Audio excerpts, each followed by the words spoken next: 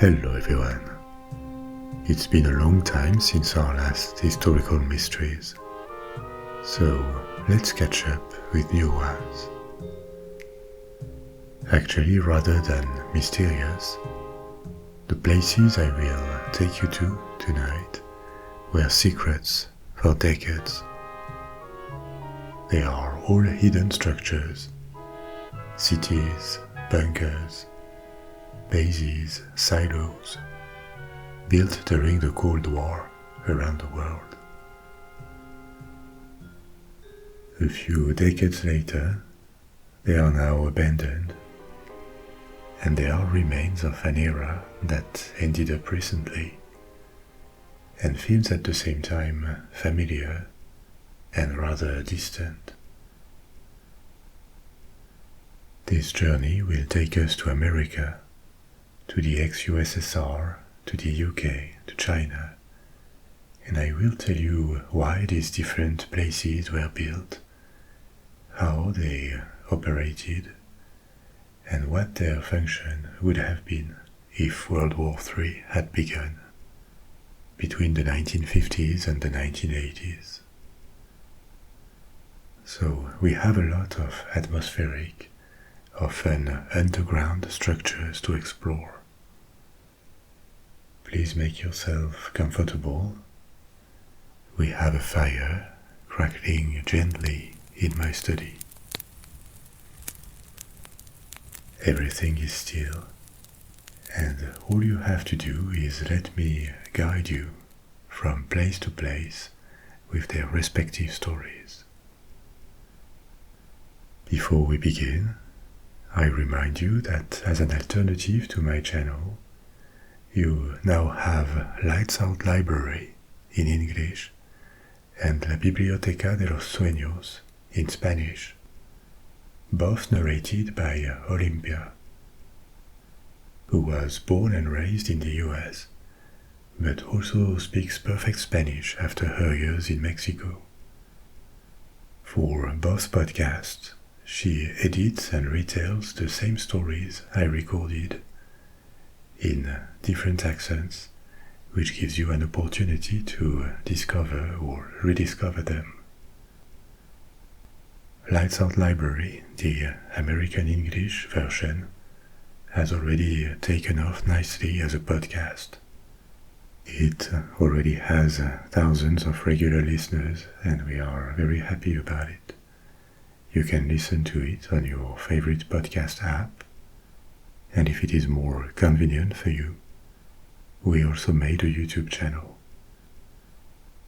And the same for the Spanish version, La Biblioteca de los Sueños.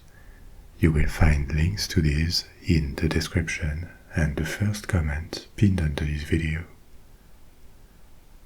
Apart from that, I also invite you to listen to my stories on Spotify, Apple Music, Amazon Music, and other music platforms.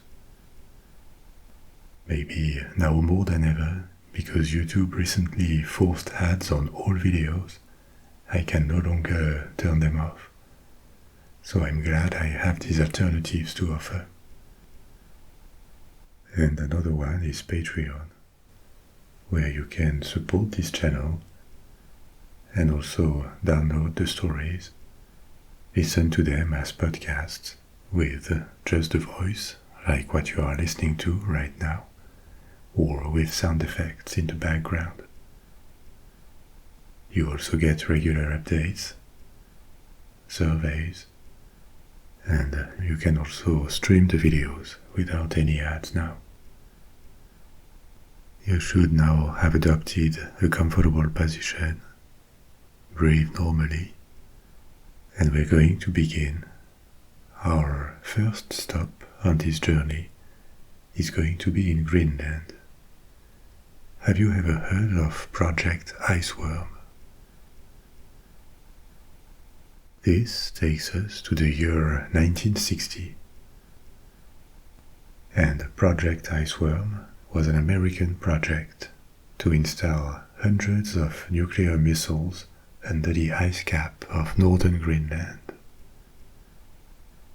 At this point, in 1960, The Cold War was raging between East and West, the communist world, led by the USSR, the Soviet Union, and the capitalist democracies, led by the USA. As you know, these two blocs emerged from the Second World War, even though they were temporary allies from 1941 to 1945 to defeat the fascist powers that had attacked them. The USA and the USSR were politically, economically, almost conceptually, completely at odds. And the Cold War was this period, this situation of armed peace between two sides, two opposing sides that each had the potential to annihilate their enemies with nuclear weapons, or even destroy the entire planet. When I say armed peace, this has to be taken with a grain of salt because there were proxy wars during this period in Korea, in Vietnam, in Afghanistan. And this nuclear arsenal that built up in the 1950s and 60s was not limited to the USA and the USSR. They were joined by new nuclear countries like the UK, France, China. But 95% of the arsenal was always in the hands of the two military superpowers. The multiplication of nuclear weapons called for new doctrines.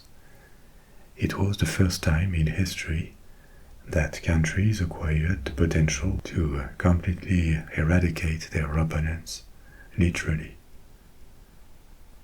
A well-known phrase of the period was the balance of terror. The theory that maybe peace was very difficult, unlikely, between the two superpowers, but war was even less likely or even impossible because it would mean complete mutual destruction. And so it would have been in no one's interest to initiate it. No nuclear war happened, indeed, and no peace treaty to this unofficial war was ever signed. It is the collapse of the Soviet Union that ended the Cold War. But for this balance of terror, for this nuclear deterrence to work, a lot of complex weapon systems of doctrines and infrastructure were developed. In order to be credible as a nuclear power, your enemy must have no doubt that any attempt at striking first will lead to immediate retaliation.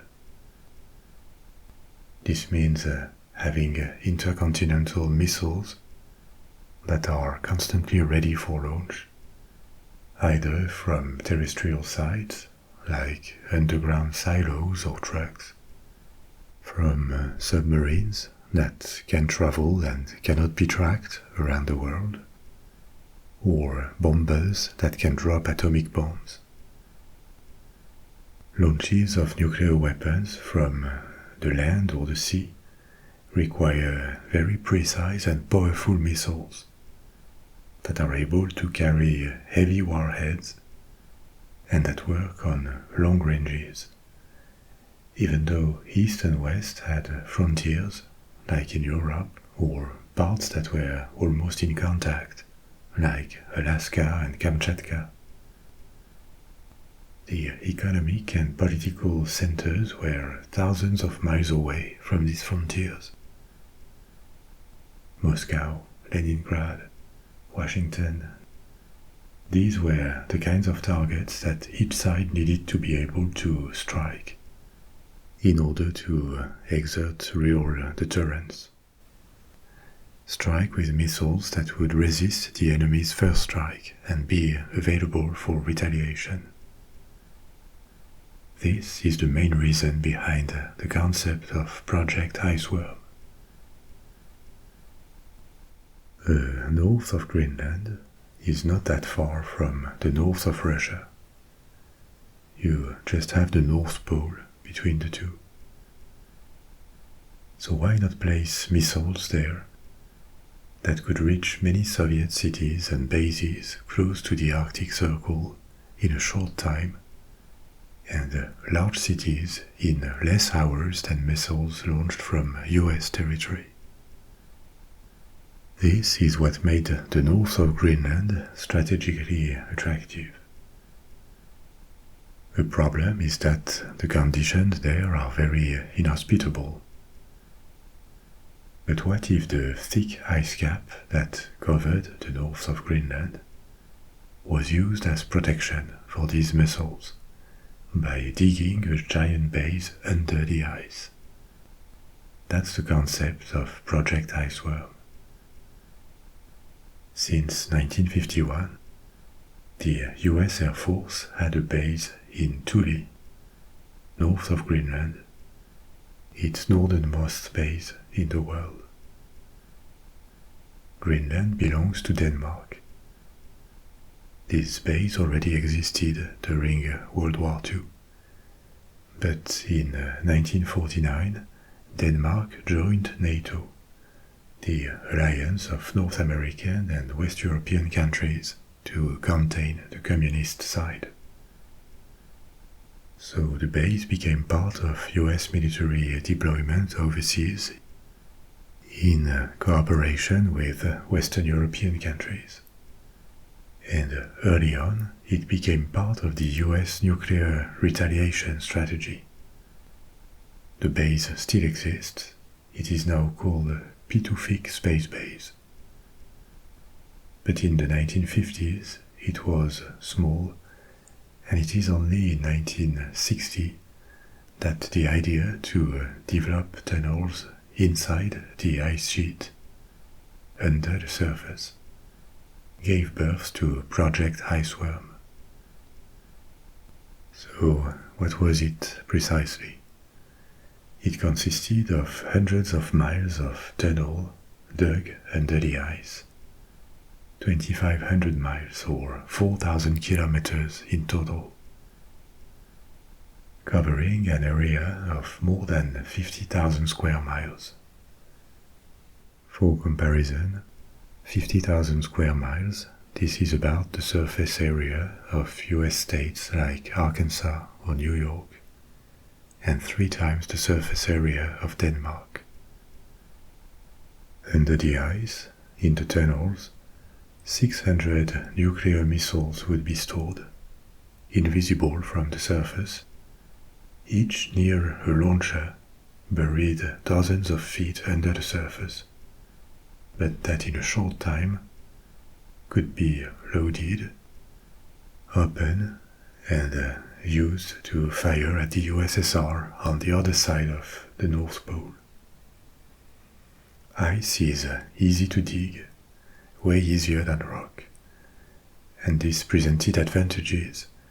New tunnels could be dug each year, and the missiles could be moved around this large area, making it almost impossible to neutralize the base's retaliation capability. As a material, ice is rarely perfectly still, as you know. It is a bit elastic, malleable. It moves very slowly, but it does move. Glaciers are an example of that. So, an underground base dug in ice may be unstable. And obviously this was known, but in deeper layers it was hoped that these movements would be minimal and would not disturb the subterranean base too much. Obviously you couldn't just have missiles and launchers. This base would have to be manned permanently, with at least dozens, but more probably hundreds, of technicians and soldiers. They would need quarters, storage, power, food, all of this under the ice, and it implied large operations that could not be hidden easily. So a cover project called Camp Century was started with the agreement of Danish authorities. Camp Century was supposed to be a test facility, officially to test the feasibility of construction techniques above and under the ice. This justified that so much material, people, and machines were being brought to this area that was very remote. This equipment even secretly included a nuclear reactor for power, the first ever mobile nuclear reactor. However, in the first years of building, a big problem appeared. Ice was moving much faster than anticipated. Galleries that were thought to last for decades only lasted a couple years before they collapsed due to the movement of ice. Ice in an ice cap seems to be perfectly still and hard on the surface. But in reality, ice has some elasticity, as we said. An ice cap is very heavy due to the quantity of ice, so under its own weight, an ice cap tends to move slowly, spreading outward from the center. And this made the walls of the tunnels deform, and eventually their ceilings would collapse. By mid-1962, the ceiling of the nuclear reactor that had been assembled under the ice had already dropped by several feet, and the reactor had to be shut down. American engineers working on the site were progressively realizing that the hundreds of miles of planned galleries were going to require a huge maintenance effort. This under-ice environment turned out to be way more difficult to work with and dangerous than initially thought. There was also no longer a power source for heating and electricity, which meant that huge quantities of liquid fuel would have to be brought to the site. And for these reasons, it appeared that Project Iceworm was not viable. It had failed. The camp was abandoned, and only the Thule base remained. But this was not made public at the time, and for decades Project Iceworm remained top secret. It was not in the US interest to communicate on it, all the more that the Danish government and the parliament were never officially informed that hundreds of missiles would be stored on their territory in Greenland. Danish officials were only officially informed and accepted this Camp Century test site, which was just a cover-up for the real operation. Maybe a few Danes actually knew. This is the kind of stories where you can never be sure that the official versions are perfectly trustworthy. But in any case, the parliament and the public opinion in Denmark were never informed, and it was only in the 1990s that Project Iceworm started to come to light, after an inquiry from the Parliament of Denmark and after documents were declassified. So there was a little scandal around it. But Project Iceworm itself was never really operational. It seems it was shelved by 1966, and as far as we know, no other project of base under the ice saw the light of day. I told you the missiles from Project Iceworm would have been launched from underground platforms that could be open to the surface just before launch. This type of design for missile launchers is not surprising at the time, because this period, the 1960s, was like the golden age of missile silos. Between 1961 and 1966, the USA built a total of about 1,000 missile silos for a single model of ballistic missile called the Minuteman. Many have been decommissioned since then, but some are still operational. In the 50s and 60s, nuclear powers, the US, Russia, the UK, France, developed three main ways of deploying their nuclear arsenal, be it for a theoretical first strike or for retaliation. There are land missiles, and the advantage of keeping them in silos is that they are protected from possible bombardment and also from the weather. So this type of facility has the advantage of offering a credible retaliation capability. The enemy knows that even though they bomb the area first, the payback is coming regardless, because the missiles were safe underground. A second method to deploy nuclear warheads is also on missiles, but launched from submarines, which have the advantage, obviously, of being able to travel and be discreet. And the third method is traditional bombers who can drop atomic bombs from a high altitude. Since the 1960s, the role of submarines has tended to increase. They are a very potent deterrent because you can relatively easily hide them from the enemy, and they can travel to any place in the world. Since the 1980s, nuclear arsenals have been reduced, especially by the US and Russia. This has also reduced the number of active missile silos. But just in the US, hundreds of these silos still exist, especially in parts of the country with low population density.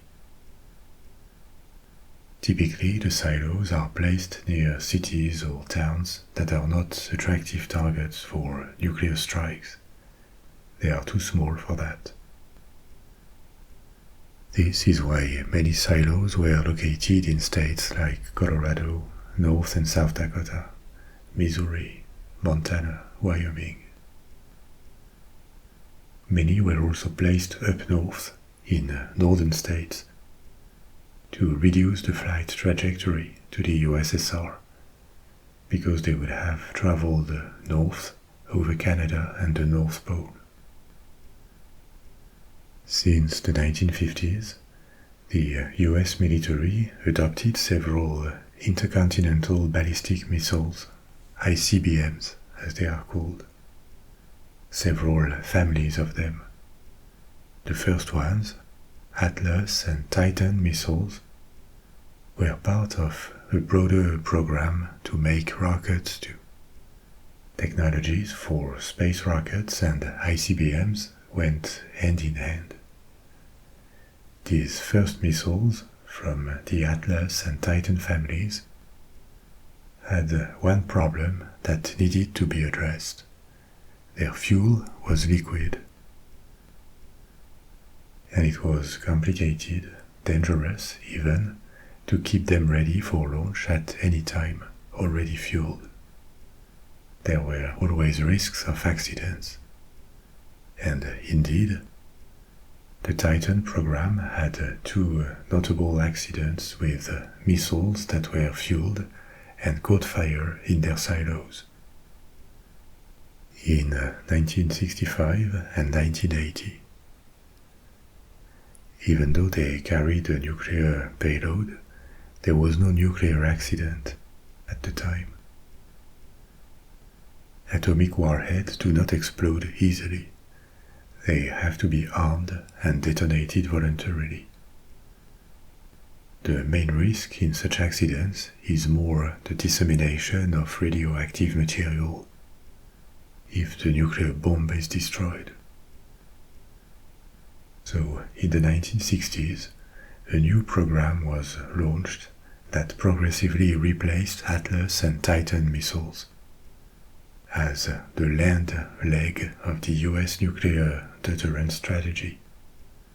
And this missile is called the Minuteman. Minutemen were members of revolutionary militias during the American War of Independence.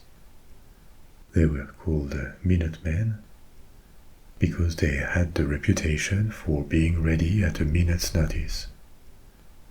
And that's why the name was used for these ballistic missiles.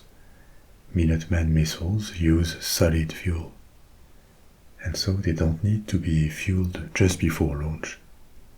They can remain ready for long periods of time, and safely so.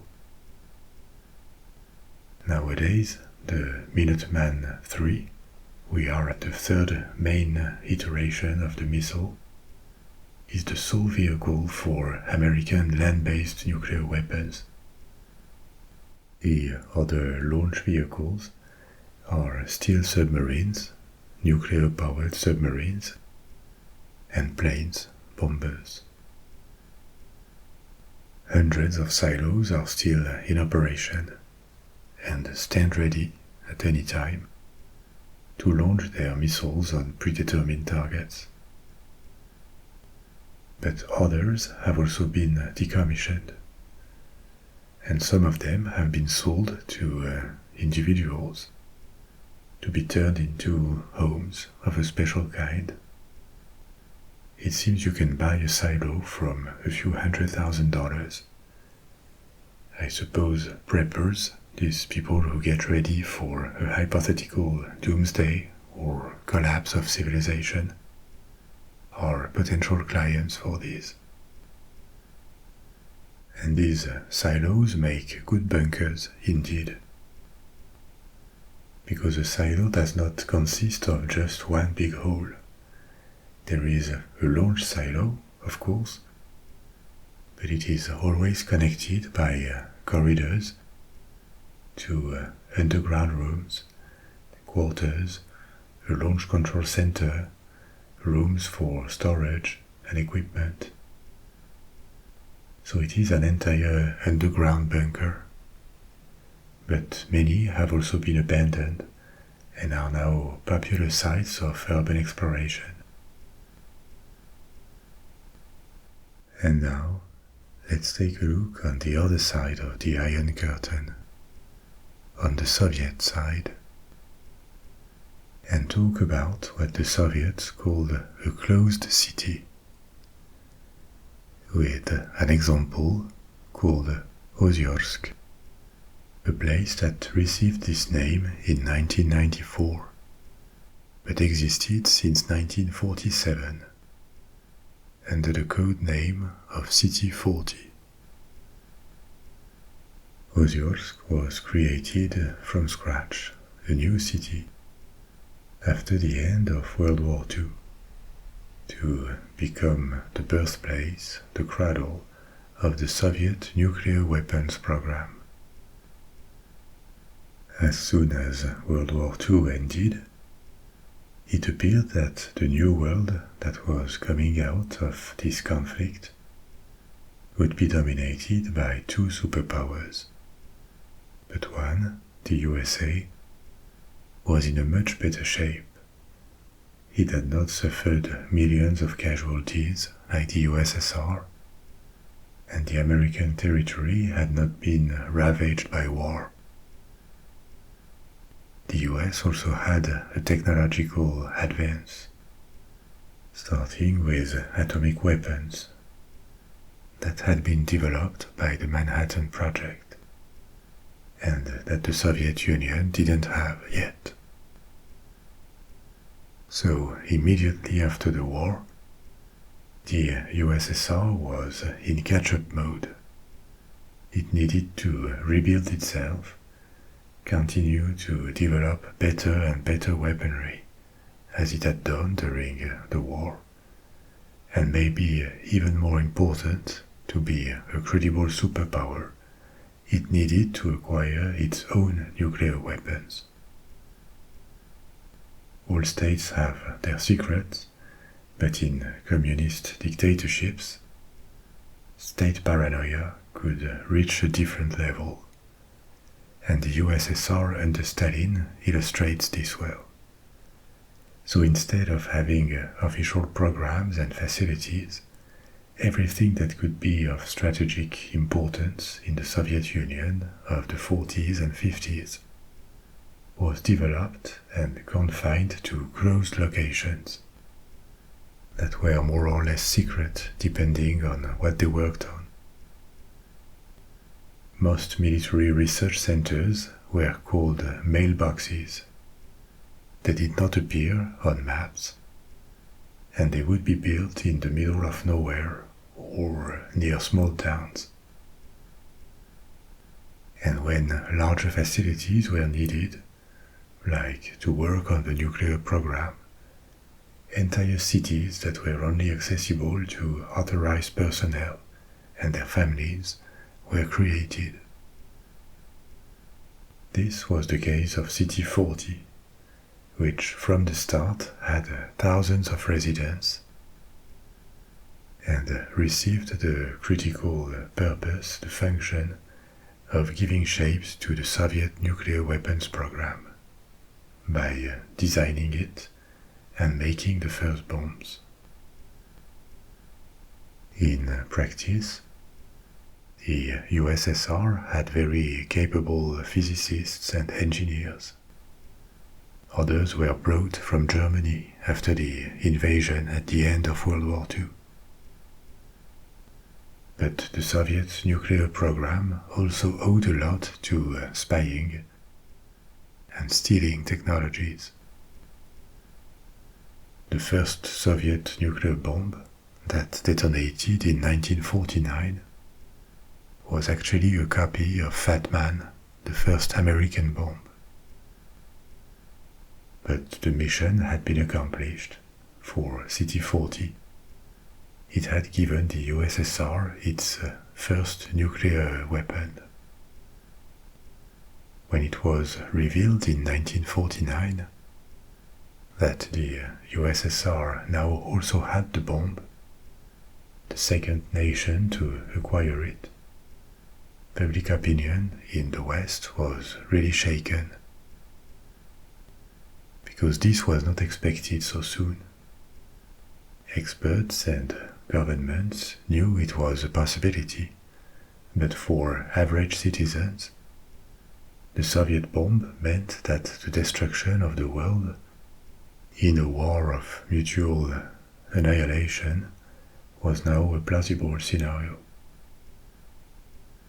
The global nuclear scare really took off in the 1950s, when both sides now had the bomb and began to produce bigger and bigger ones as fast as they could, in a race that seemed to announce the worst.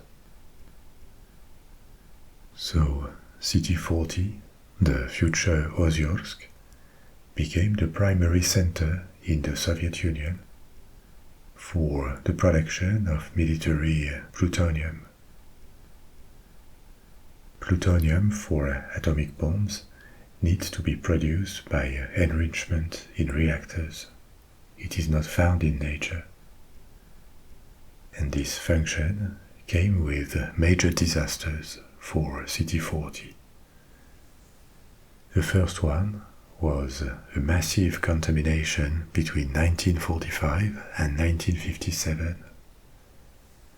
Out of a lack of care, ignorance about the consequences, and haste to produce as much as possible, radioactive material was released constantly. solid waste, contaminated water directly in a nearby river and lakes, gas. The whole range of radioactive waste was emitted for 12 years and was carried away by the river and winds. In total, it is estimated that the contamination was equivalent to 2 to 3 times the release of the Chernobyl disaster over a period of 12 years.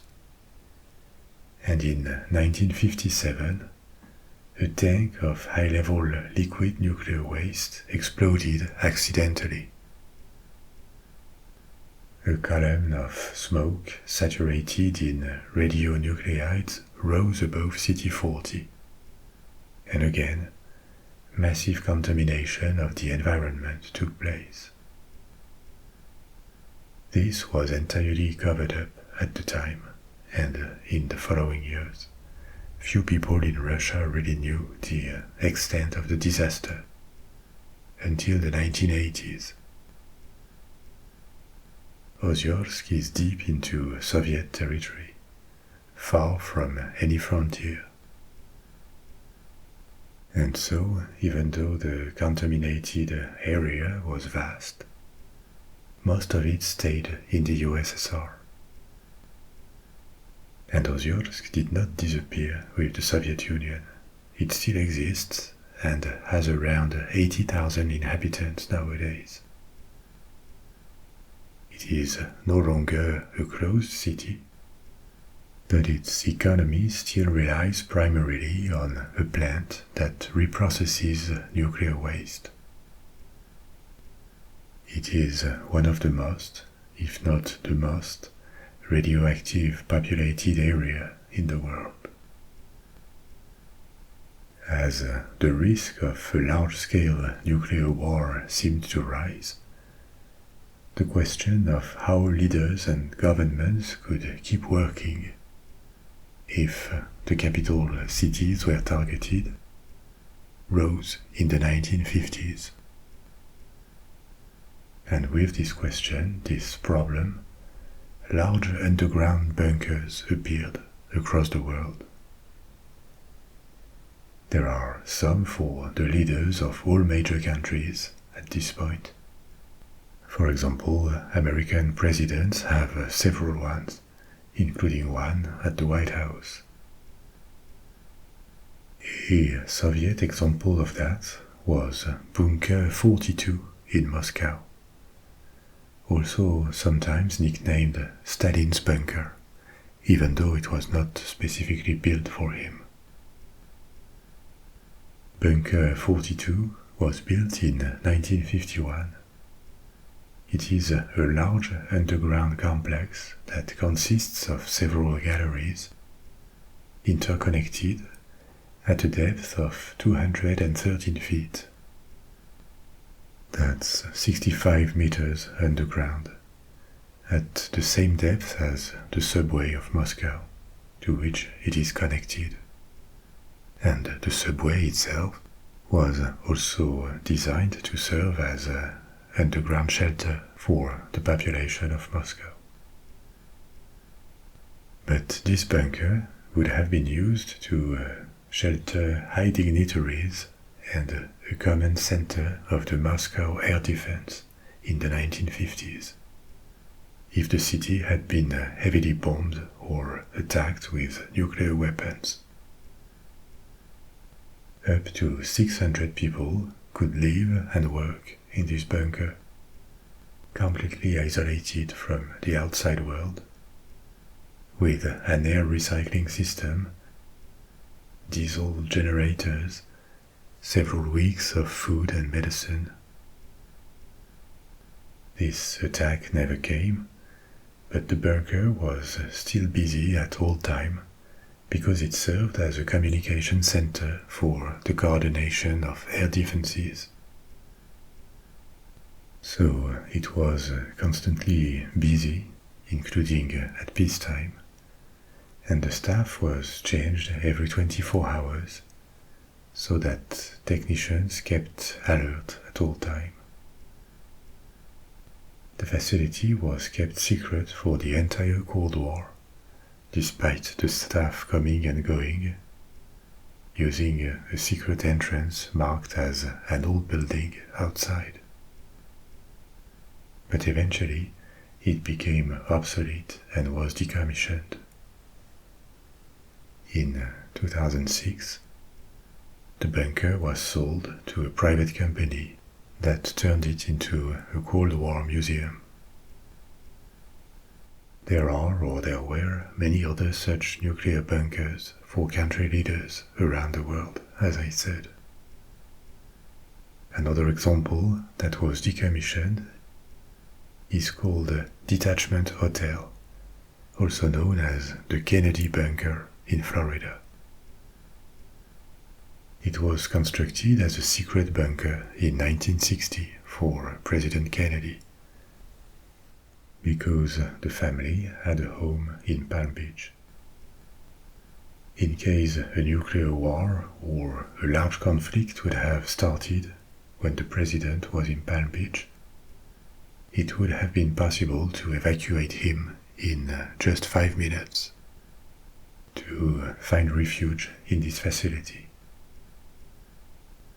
It was hidden near a Coast Guard building, but in reality the bunker was relatively small, 1,500 square feet or 140 square meters. It could house 30 people for a month, with several feet of dirt and lead plating above their heads. Lead is a good insulator against X-rays. The bunker was never used and was decommissioned. It could be visited from 1998 to 2017, but it is now closed. This facility was first and foremost an emergency bunker in case the president would have been in Florida at the wrong time. There were, and there still is, larger ones under Camp David or at the White House, and probably at other unknown locations nowadays. Another example of governmental bunker, but much larger, this one, is the now decommissioned Central Government War Headquarters for the British government in Corsham, a town in the south of England, west of London. Corsham gained importance during World War II as a delocalized administrative center and also a manufacturing center for the British Ministry of Defence, away from London that was more at risk of being targeted by bombings. For generations, this area had been exploited for bath stone, a type of beautiful limestone with like a honey coloring. It is what gives the city of Bath its particular color. This long exploitation of stone in underground quarries had left many unused tunnels, and these could be used to shelter command centers, research facilities, and factories. The site where the Cold War bunker would later be built was acquired at the beginning of World War II in 1940 to house an underground engine factory. And for the duration of the war and after, this site remained an important establishment of the Ministry of Defense. So much so that in the 1950s, it was chosen to house a secret underground facility where the entire British government could seek refuge in case of war, especially a nuclear war with Moscow. and this underground bunker was very sizable.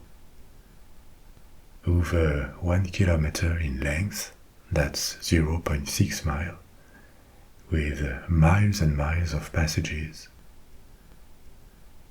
It could accommodate up to 4,000 people in complete isolation for up to 3 months. The equipment included hospitals, canteens, quarters, offices, with 22 different areas dedicated to different ministries or support functions. All this 120 feet underground. One particular area, the one with number 17, had special suites with higher standards of comfort, private bathrooms, for example. And it is believed that they would have served for the royal family, even though this was never confirmed. 120 feet underground is a reasonable depth, but it didn't save these headquarters from quickly becoming obsolete. The idea of regrouping the entire government in a single location sounds good for efficiency. To have all the government and military command in the same place. The problem is that it appeared also incredibly risky. In the 1950s, the development of these ICBMs, these ballistic missiles that could travel thousands of miles, with nuclear warheads that were now 100 times more powerful than the first ones, or even more. This called for a completely different doctrine.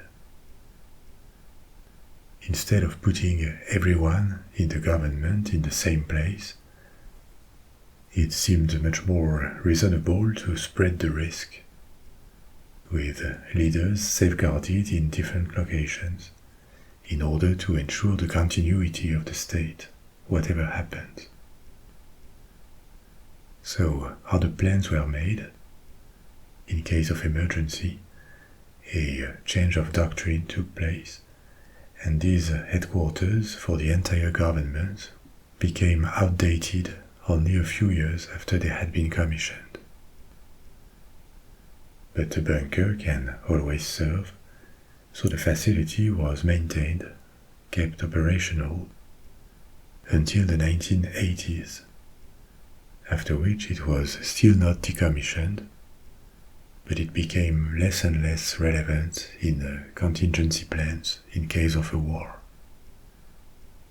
In 1989, part of the complex was sold to a private business to store wine bottles underground, and in the 1990s, the rest of the complex remained in standby until it was finally decommissioned in 2004.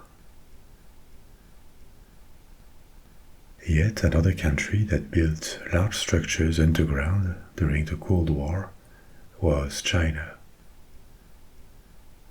Even though China was ideologically on the communist side, it doesn't mean it got along well with the Soviet Union. Quite the opposite, actually. In the 1960s and 70s, tensions between the two ran very high, and the decision to build underground defenses was a direct consequence of a serious risk of war with the USSR. In various regions of China, big works were started to anticipate on that, and I will tell you about two in particular. The underground city under Beijing and the Underground Project 131, a headquarters for the Chinese army located underground in the region of Hubei. The underground city, which actually still exists, is a complex, a network of tunnels tunnels wide enough to turn into rooms, that was dug under Beijing between 1969 and 1979 in anticipation of a war. A war that never came, but the goal was to have an underground shelter, officially for the entire population of Beijing, 6 million people at the time. A shelter with everything necessary to survive underground for a while. Restaurants, clinics, schools, factories, warehouses, even a farm to cultivate mushrooms. The exact size of it is uncertain. It covers an area of 33 square miles, that's 85 square meters, and it is not extremely deep, only 8 to 18 meters under the surface, that's 26 to 60 feet. But this is enough to protect from conventional bombings, or biological attacks, or even nuclear strikes if you are not just under the epicenter of the blast. The tunnels are believed to connect to various landmarks of Beijing, as well as government buildings and even military bases in the outskirts of Beijing. This city remains completely invisible from the surface, and it was accessible by dozens of entrances, generally disguised as shops. The underground city also became obsolete without having ever been used for its intended purpose, which is good news. But it was never completely closed and destroyed. So it remained and is still utilized by the locals. The tunnels are cool in summer and warm in winter, and so some of them have been refurbished as cheap hotels or transformed into underground shopping centers or even theaters. And the bulk of the network, which is close to the public, would still be checked and more or less maintained by local authorities, just in case it is transformed or finds a new function in the future. Another Chinese work of the same period, of a smaller size, is Underground Project 131, a system of tunnels that was dug to accommodate the command headquarters of the People's Liberation Army. That's the official name of the Chinese military. These command headquarters needed to be underground because the main threat for a war at the time was seen as coming from the USSR, and that would mean nuclear war. This project was executed in the late 1960s until the early 1970s, about at the same time as the Beijing underground city. And this project was also rather ambitious, a large network under a hill, able to accommodate more than 200 people for a year and a half without contact with the outside. And it would have included command rooms, communication centers, apartments for high dignitaries of the regime, including Mao Zedong and his second at the time, Lin Biao. The hill above and the depth of the complex made this bunker resistant to bomb attacks, to radiation and even big shock waves. It was also located far from any major urban industrial center, that is to say, not in a place that would be normally targeted. But after 1971, the project was terminated, probably in favor of another one that was never disclosed. and the network remained unfinished. It never served, never was even manned as far as we know. In the 1980s, the tunnels were turned over to the civilian authorities, and they became a tourist attraction to visit. The Cold War left many other projects, bunkers, underground factories and labs, secret facilities, silos, all spread across the world, and these were just a few examples. There could be many that are still well-kept secrets because they were not decommissioned and disclosed, but rather adapted, modernized, and they are still operational today. In any case, I hope you enjoyed this little journey to the 20th century.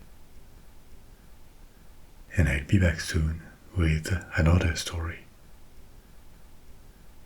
In the meantime, sleep well, sweet dreams, au revoir.